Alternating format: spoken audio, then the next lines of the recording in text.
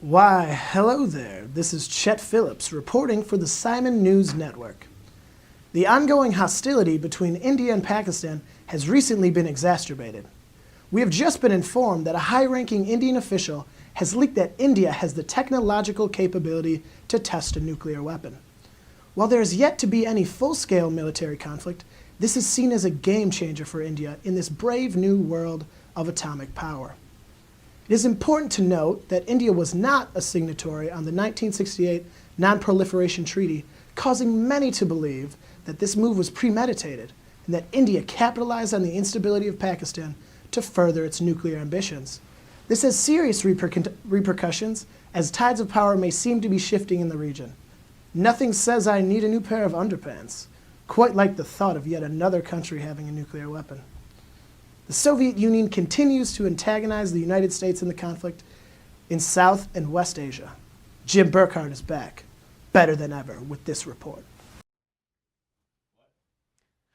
Thanks, Chet. The Russians have decided to challenge the American Navy in the Arabian Sea while showing military support for its newfound friend India. The Soviet 8th Fleet has been seen mobilizing in the Golden Horn Bay in Vladivostok, headed straight to the Arabian Sea where the USS Kitty Hawk is stationed. In other news, scandal rocks the American political landscape as Special Prosecutor Leon Jaworski handed down indictments of top administration officials just days before the general election. Over 17 suspects were implicated in a vast cover-up surrounding the break-in at the Democratic National Headquarters in the Watergate complex that came to light after the reporting of Hope Alchin at the Simon Chronicle. The truly shocking part came when Jaworski could not furnish a single witness, exonerating the entire Nixon administration from any wrongdoing.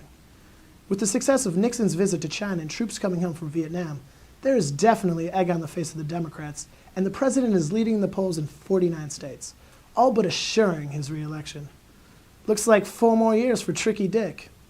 Here we have an exclusive look deep into the U.S. cabinet. Ladies and gentlemen, the President of the United States. Gentlemen, be seated.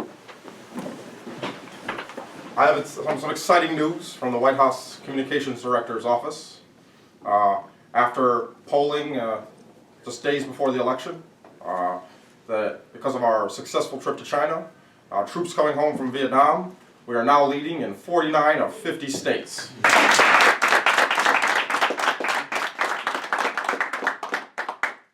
Gentlemen, those at the Washington Post tried to tear us down, but the American people got to know if their president's a crook. Well, I'm not a crook, and we're going to change this country together.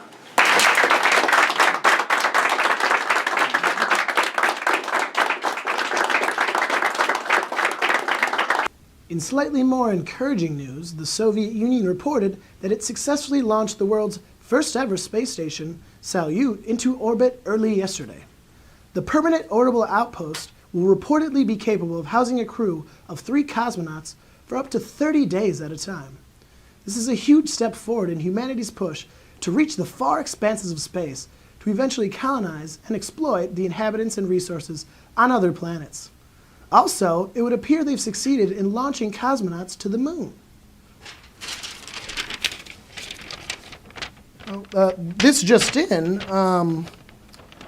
it would appear that the carrier rocket malfunctioned upon landing, and their only hope is to pray for American support to launch a rescue mission. Good luck with that one. Let me know how it goes. From the moon, I hope you brought a book, because it's going to be pretty lonely up there. Well, that's about all, folks. It's been a pleasure. Signing off for CNN, this is Chet Phillips. Keep it real.